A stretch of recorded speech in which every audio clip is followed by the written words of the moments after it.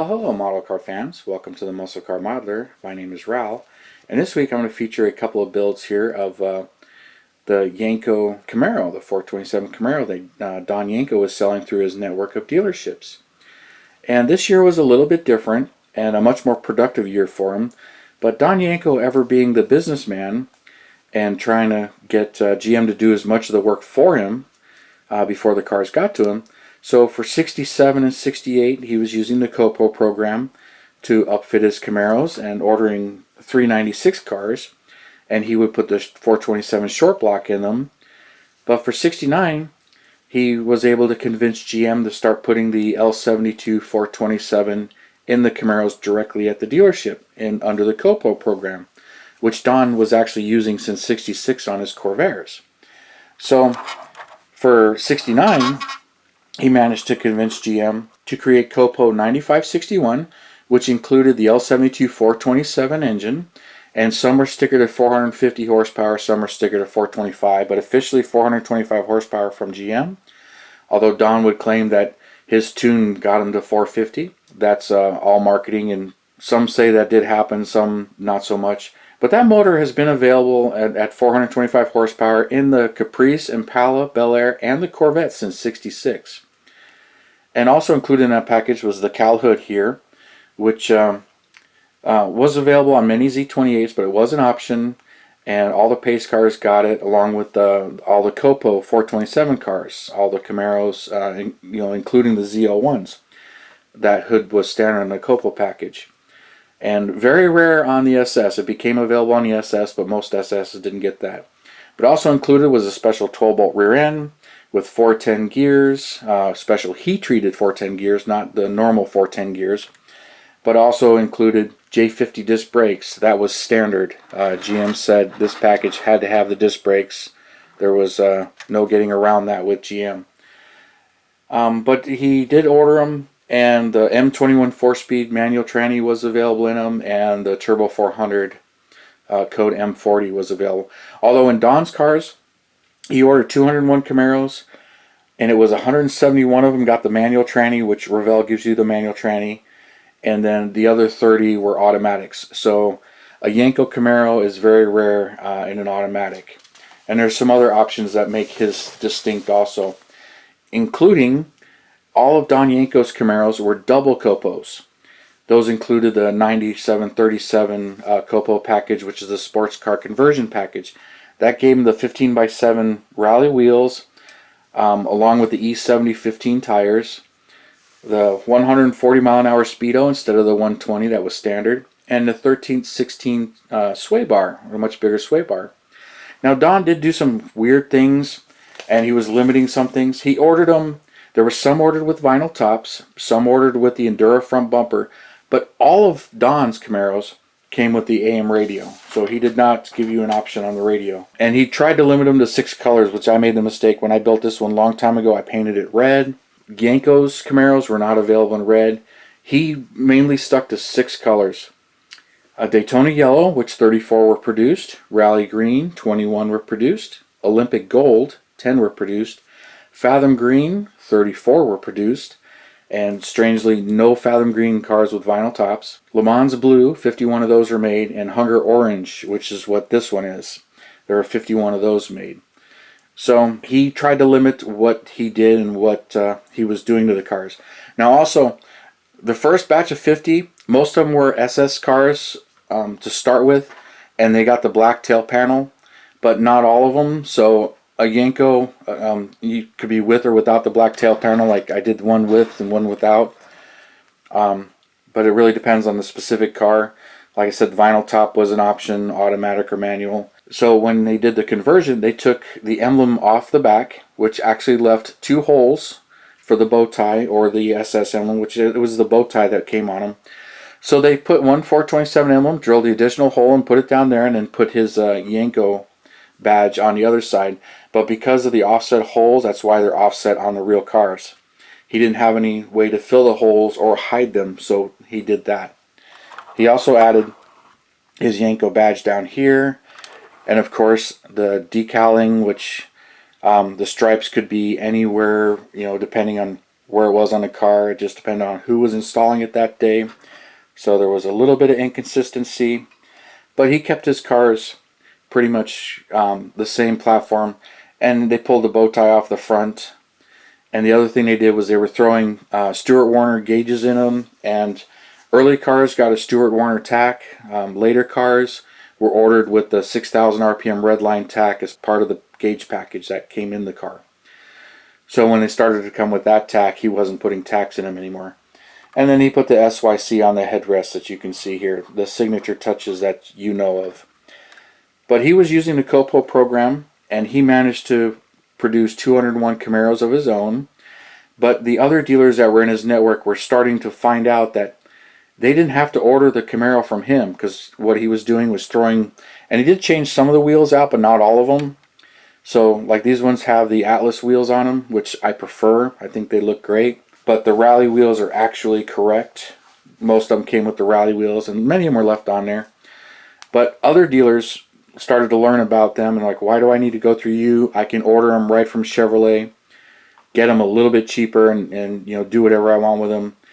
And some of them were getting shipped to those dealers, and then Yenko just sent the stripes and they put the stripes on them. So it's a little confusion on what was starting to go on. And other dealers started to order their own, so there are other Copo Camaros in other colors and different configurations and options. And even Yenkos. Some of them had the chrome on them because they started as SS's, and later ones came without. Same thing with the black rocker panel, which I didn't do here. Some of the early cars had the black rocker panel and the black tail panel, and some of the later cars did not. So there are some variations, but that all goes along with the history. But yeah, Yenko was kind of, the word was getting out to other dealers, and he was losing some of his sales. But '69 was the last year when they, you know, changed everything, and GM started to put a lot of the bigger motors in some of the other vehicles. So when it comes to these two builds, though, what you have here is, this is my original build for when the kit first came out in the early 90s. And I didn't build it right out of the box. It's actually got some tweaks to it, but you can see I sanded through the grill to make it transparent so you can see through it. And I built this one the same way. So both grills have been sanded through, so you can see right through them. Of course, you can see this is my much newer build, and this is my original build. And I didn't want to trash or change anything, so I left this one alone. Although you can tell looking at the paint and stuff. I'll move this one aside. I also, because Revell, the wheels are open, you can see through them, I put disc brakes in this one. And then modified the wheels and everything so they would sit there and you could see them, and I put the AMT tires on it and then detailed them out. I also modified and put a drum back there, so there's actually a visible drum back there, and it's kind of got drum brakes. So I did those two mods to it. On the underside too, you can kind of see the drum brake there, and then the disc brake. So I kind of enjoyed building this one, and while it shows its wear and tear from being one of my early ones, I definitely built this one in high school, and you can see the silver paint, and you can see some of the messed up paint. I had paint flaking off and peeling off from one of the paint jobs. So this one got a couple of paint jobs on it, but I didn't know how to strip them back then, so I just laid down more paint. And then I painted this one red, not knowing that Yenkos themselves were not available in red, even though Camaros were available in red and other Copos were available in red. But I dressed this one up, had a good old time building it, and you know, there's really no clear coat. This is 30-year-old paint, and it's the original kit molded in yellow. And I painted the underside, just detailing it out, having a good old time, having fun with it.